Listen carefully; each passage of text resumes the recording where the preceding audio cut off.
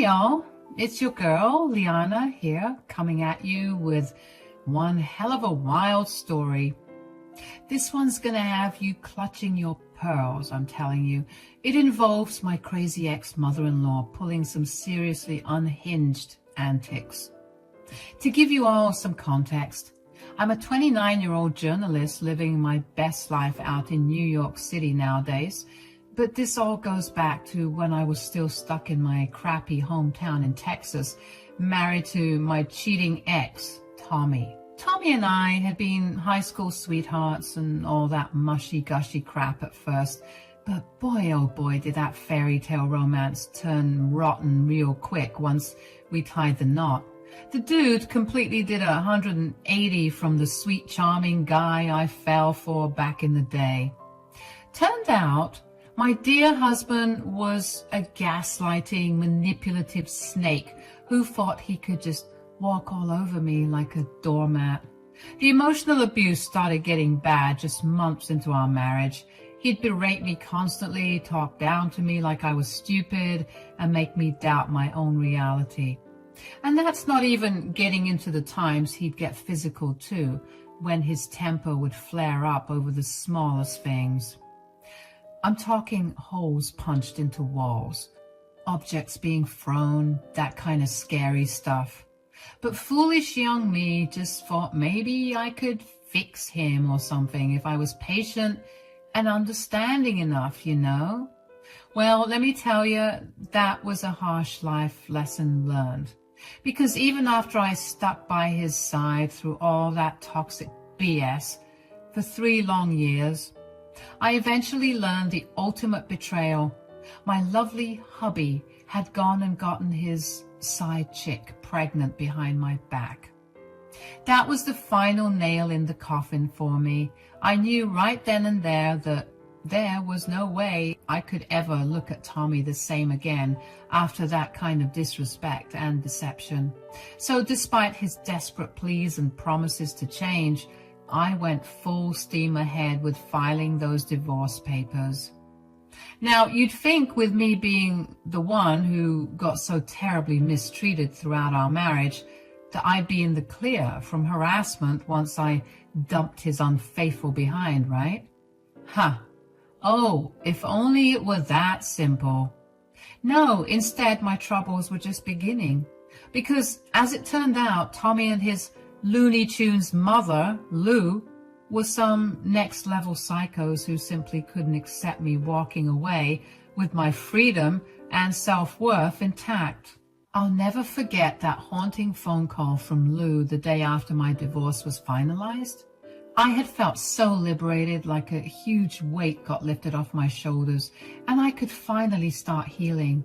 But Lou's shrill, screeching voice came through to rain on my parade.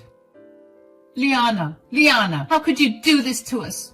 You're running my poor Tommykins' life just because you're some selfish little brat who couldn't appreciate what a good man he was. He did everything for you, and this is how you repay him? I just rolled my eyes, feeling that sense of dread creep back in.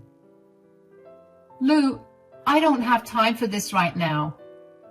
Oh, no, you don't get to dismiss me, you ungrateful wench. You're going to pay for what you did to my son. Did you even stop to think about how your greed is affecting him financially now that he has to pay your ridiculous alimony fees? Greed? I wanted to laugh, as if me finally putting an end to the vicious cycle of abuse was me just being greedy. But hearing her spew all that toxic nonsense only reaffirmed I had made the right call. Needless to say, that was just the start of Lou's relentless harassment and stalking efforts. No matter how many times I switched numbers, that crazy woman would somehow find a way to track me down so she could bombard me with strings of hateful texts and voicemails all over again. You'll never be happy, you evil shrew. Her voice would screech through the speaker. You won't be able to hide from Tommy forever. He's going to take you back whether you like it or not, you dumb tramp. Yeah, real high-class lady there, huh? Still, sad as it was, I expected nothing less from my twisted ex-mother-in-law. She was always Lou, not Lulu to me. Just a bitter old miserable hag desperately clinging to the twisted idea that her precious baby boy could do no wrong. So for the sake of my own healing, I made the wise choice to go full no contact with both Tommy and his whack job mom. I blocked their numbers, blocked them on all socials, the whole 9 yards. Looking back, it was easily one of the best decisions I ever made for my mental health. Of course, that didn't stop Lou from finding new ways to harass me every now and then. She would make weird prank calls, send nasty emails, and even reach out to some of my friends trying to turn them against me. At a certain point, it got so over the top that I actually had to get the cops involved to declare her behavior as harassment. But of course, they didn't do much. They just saw her as this innocent but senile lady who could do no harm. But that wasn't true. Every text, every call, every comment was a reminder of the hell I went through for those 3 years. After some time, though, things finally seemed to settle down for a little while. I ended up landing an awesome journalism gig out in the Big Apple where I could really dive headfirst into focusing on my dreams and healing from those traumatic past relationships. Life was honestly going so amazingly well. I had a fab new career trajectory, amazing friends who became my chosen family, and was truly coming into my own in ways I never thought possible during my dark years of abuse. Until one fateful day when I got a call that rocked my world. My Uncle Lenny, who I was super close with while growing up, had passed away back home in my small Texas town. Uncle Lenny was genuinely one of the sweetest, most caring souls you could ever hope to meet. Despite being just a simple school teacher, he devoted so much of his spare time to volunteering at children's hospitals, homeless shelters, you name it. He was the kind of selfless guy who would give you the shirt off his back without hesitation. So it absolutely shattered my heart to learn he was gone, and knowing I wouldn't get a proper chance to say my final goodbyes. I hadn't physically been back to our hometown in ages due to the lingering trauma of my divorce. But there was no question in my mind that I had to return to be with my folks and the rest of my grieving family for his funeral after such a devastating loss. I hopped on the first flight out to Texas, already an emotional wreck. Saying goodbye to that sweet man was going to be one of the hardest things I ever had to do. What made it even harder was knowing what else awaited me back in that godforsaken small town. The possibility of running into those toxic leeches, Lou and Tommy. See, Lou was never just my ex-mother-in-law. She had grown up and spent her whole life in the same area, so running into her out in public was pretty much inevitable, since our families had deep roots there. And of course, wherever Lou's wretched presence festered, Tommy was never too far behind like a whipped puppy. Still, I tried to put my fears and apprehensions aside for Uncle Lenny's sake. When my Uber pulled up to my childhood home, I just focused on reuniting with my folks and honoring this beautiful memory. And that's what really mattered most. As I got out of the car, the first thing I noticed was my old friend and former city council member, Lester's truck parked in the driveway. Of course, he would be here.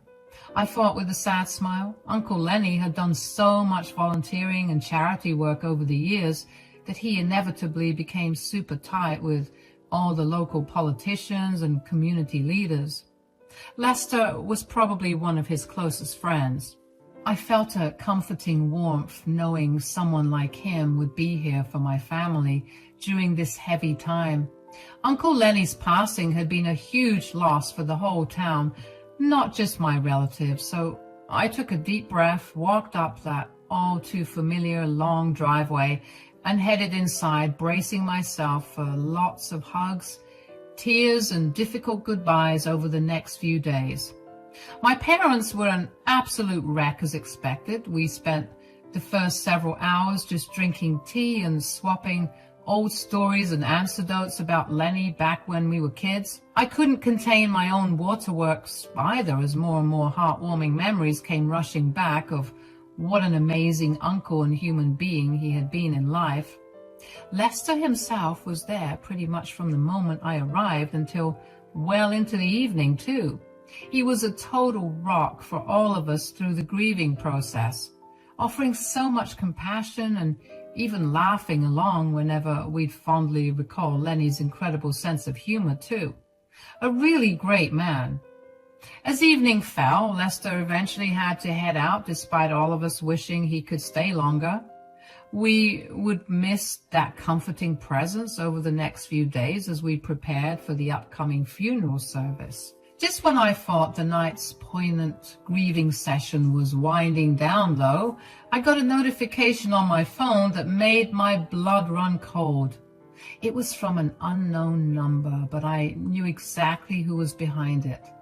That deranged hag, Lou. Sure enough, when I opened up the message, there was a picture of a smashed-up car with its windows busted out sitting in my mom and dad's driveway. The text above simply read, "That's what you get for divorcing my son."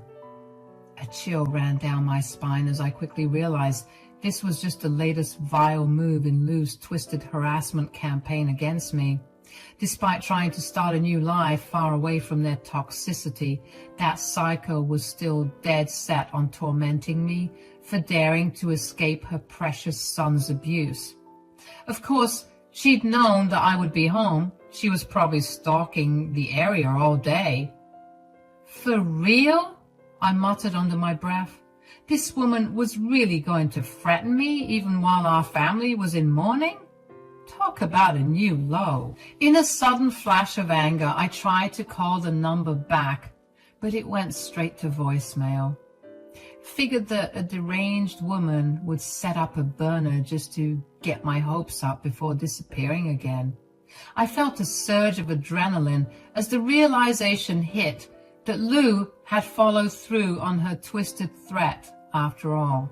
"Everyone, we need to go outside right now," I yelled, causing my parents and Lester to jump in surprise. Not waiting for a response, I bolted towards the front door and flung it open, the others following closely behind me, asking me what the matter was. And there it was, Lester's truck sitting in the driveway, just as decrepit and destroyed as the photo Lou had sent me depicted. The windows were entirely shattered into a million pieces, littering the driveway. Long gashes were carved deep into the door panels, warping the metal frames. One of the tires had been slashed open too, leaving it completely deflated and bent at an unnatural angle. "Oh my God," I heard my mom gasp behind me in horror. Lester, on the other hand, said nothing. His entire body seemed frozen in a state of utter disbelief and fury. Taking a deep breath to steel my nerves, I turned to face them and show them the message. "Who is this?" It was my ex-mother-in-law, Lou. This is her doing. Lester's eyes widened as realization crashed over him too. "The woman you told me had been harassing you for years, since your divorce?" I could only nod solemnly, feeling my face burn red hot with shame and guilt. This poor man had always been there for me, and now he was here with our grieving family out of the goodness of his heart during our time of mourning. And now his generosity had been violently repaid with Lou's blind vengeance simply because I was the target. As Lester stormed down to inspect the damage up close, running his hands over the jagged scratches and dents, my dad pulled me aside with clear concern. "Honey, are you telling me this awful woman has been terrorizing you like this? Even now, after all these years?" Tears welled up in my eyes, but I blinked them back defiantly. I wasn't going to let Lou reduce me to a sniveling mess anymore. Not after all the hard work I'd done at reclaiming my sense of self-worth. Unfortunately, yes, she's become totally unhinged ever since the divorce. Somehow, she tracked me down being back in town and is taking her resentment out on us. A big part of me regrets coming back here now and putting you all at risk from her toxic obsession. Don't you dare say that, my father stated firmly, wrapping me up in a tight embrace. We're your family. We'll get through this together like we always have before. I felt a tear roll down my cheek as I melted into his comforting hug. God, how I'd missed this unbridled parental love and support during all these couple of years living alone in the big city. No matter how independent I prided myself on being, I would always need these roots to stay grounded. The tender moment was shattered, however, by Lester's enraged bellow from over by the driveway. Unfreaking believable! Someone clearly has a death wish targeting me like this, he snarled, slamming his fist down against what remained of his truck bed. Taking a deep breath to regain my composure, I headed over to try and de-escalate the situation before the kind old man did something rash.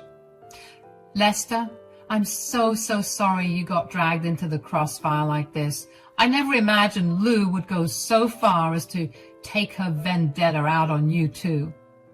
He leveled me with an intense glare, the raw fury and hurt still radiating from those eyes. So help me understand then, just what kind of a person are we dealing with here? Do I need to be watching over my shoulder everywhere I go now in case she's got more unpleasant surprises in store? No. Despite her clear lack of boundaries, Lou isn't the kind of unhinged lunatic who would physically threaten or stalk anyone. She much prefers fighting her petty wars from the shadows through sabotage like this. The real scary part is just how deranged her vendetta against me has gotten. If she's willing to turn it towards destroying the property of total strangers now too. Lester seemed to consider my assessment for a few moments before squaring his shoulders with a resolute nod. In that case, I believe it's time we return the favor and fight back through more official channels then. Despite the direness of the situation, I felt a glimmer of hope stir in my chest. You're going to take legal action against her?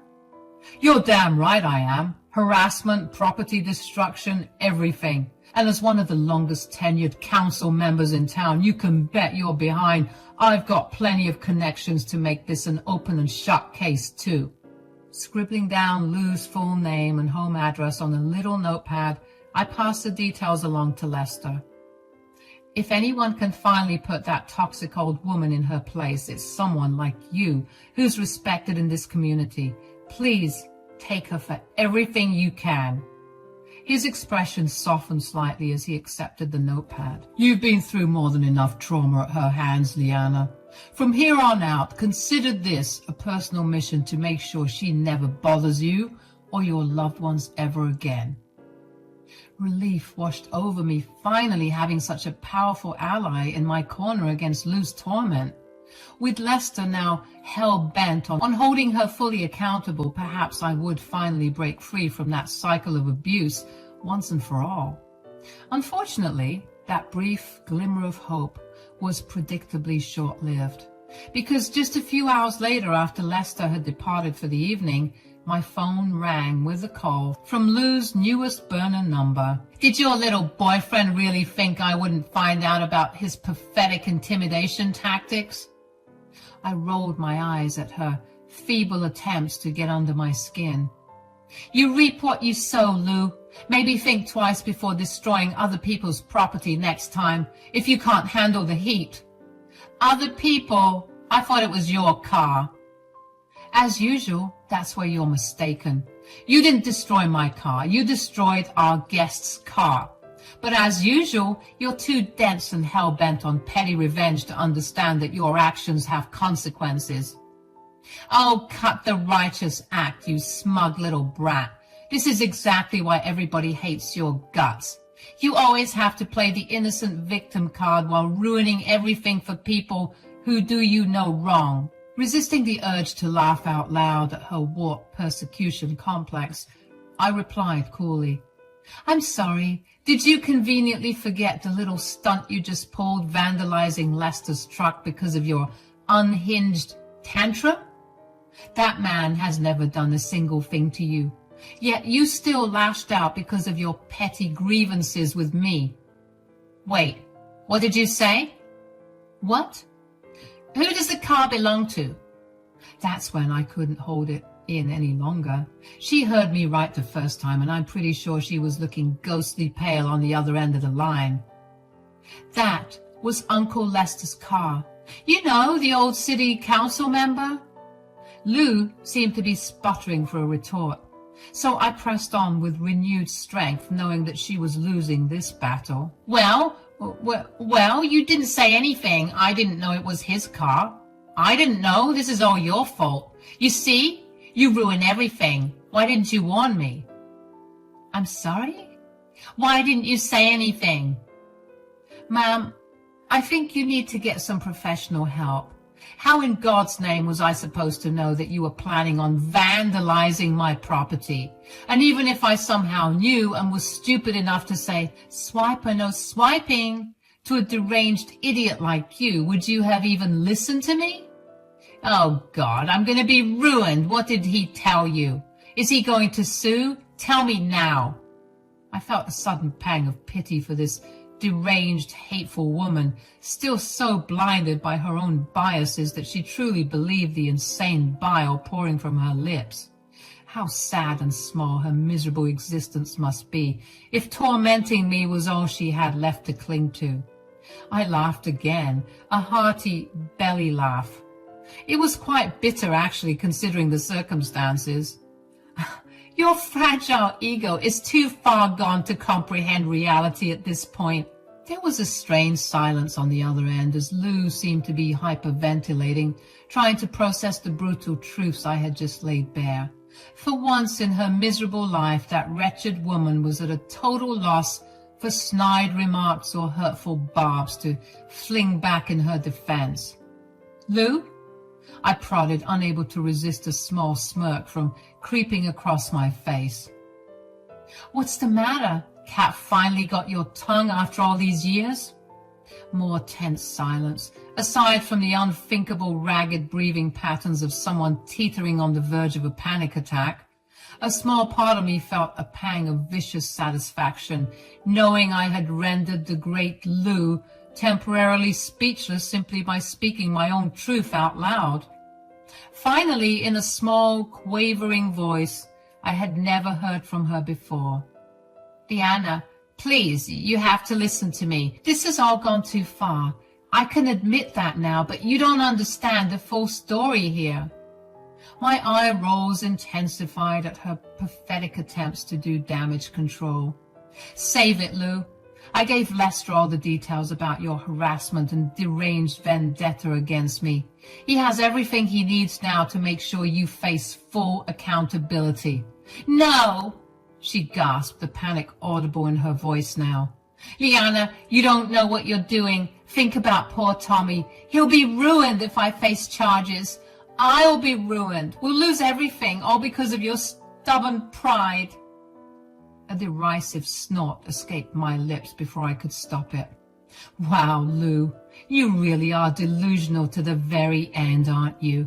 Resorting to pleading about your loser son's well-being as a final, desperate gambit for sympathy. How sad. What? This has nothing to do with him. I'm talking about our family assets, our home, my finances. Lester is going to take it all from me, don't you understand? That was an expensive car. I can't afford to pay for those damages. I couldn't resist letting out a mocking chuckle at the sheer hypocrisy and entitlement dripping from her words. Oh, boo-hoo! The big bad Lou might finally face actual consequences for her vile actions and have to pay up. What a shame. Maybe you should have thought about that before harassing me relentlessly for years and vandalizing an innocent man's vehicle just for your giggles. This is the bed you've made, Lou. Now you're just going to have to lie in it for once. Liana, please, I'm begging you, have mercy. Think of the guilt and shame your own parents will have to endure if I face jail time over these ridiculous allegations. That desperate plea is what finally broke the dam inside me, causing me to erupt with uncontrollable laughter. Here was this vile, toxic woman who had tormented me for years under the delusion that I was some heartless parasite. Yet in her final hour of desperation, she couldn't resist trying to emotionally manipulate me one last time by invoking parental shame. Oh, Lou, if there's any guilt or shame to be felt here, it's entirely yours for constantly deluding yourself about who the actual villain has been this whole time. And as for my parents, honey, they'll be front and center at your court hearing, smiling and taking pictures like you're a tourist attraction. They will not feel bad one bit. None of us will. I'm pretty sure your good-for-nothing son will also crack a smile or two once hearing about this. Her choked sobs were the only response on the other end of the line. This is your karma finally coming back around to deliver a wake-up call. Be thankful Lester is only pursuing financial restitution and a restraining order to protect my family. Because after all the emotional and physical turmoil your son inflicted on me, you should consider yourself lucky if you can avoid jail time. The sharp intake of breath on the other end let me know those last words landed with full force. As satisfying as it was to finally shatter Lou's delusional world view, she clearly hadn't expected to hear such brutal honesty from me at last. Before she could muster up a response, I swiftly ended the call with a definitive "Goodbye, Lou," and blocked her number immediately after. I had said my final piece. There was nothing left to gain from entertaining her craveness any longer. In the coming weeks that followed Uncle Lenny's sorrowful funeral proceedings, Lester did indeed uphold his promise to pursue full legal restitution. He provided regular updates on the impending lawsuit, including how Lou's hysterical claims of being destitute were quickly disproven once her actual assets and financial portfolio were audited. Once it became clear this wasn't just an empty threat, Lou's sniveling attempts to backtrack and avoid culpability reached outrageous new lows.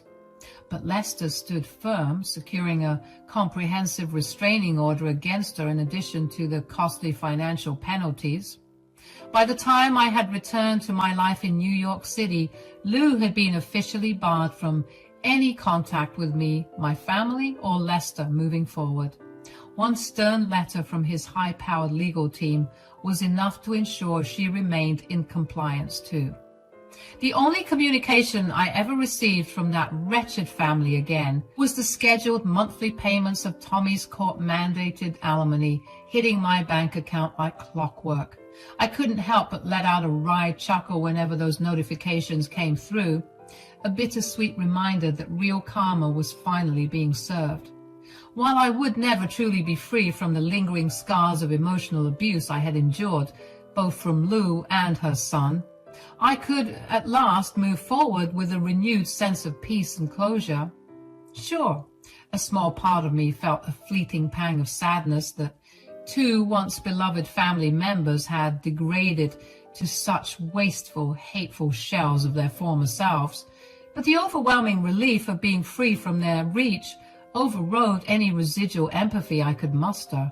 Some relationships simply cannot be salvaged when the rot has burrowed too deep. So I bade my hometown a final farewell, focusing my energy on fostering healthier connections and continuing to thrive out in New York. My Uncle Lenny's passing had been yet another harsh life lesson, but also an empowering reminder to cherish your loved ones while they're still around. As for Lou and Tommy, they could busy themselves paying off those alimony fees for the rest of their miserable lives, their perpetual silent penance for the years of trauma they arrogantly wished upon me.